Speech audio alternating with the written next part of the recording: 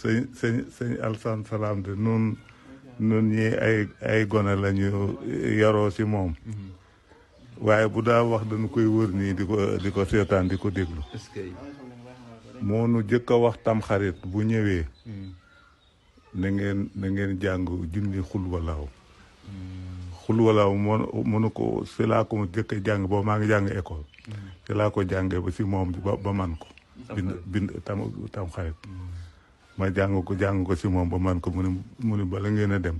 bala ngeen a fee jóge na ko kenn ku ne def junni est-ce que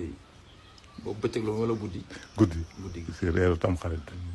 waaw bu nu reeree ba pare mu ne balaa kenn dem na ngeen def junni bi xul walaaw waaw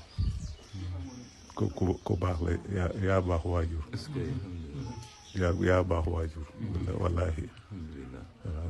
waaw ku yàlla may la nag ku yàlla mayoon la. salaamaaleykum mbokk yi kii di wax nii ñu ngi ko wax sëñ Sele Gueye bokkoon na ci témoignage yi fi jàlloon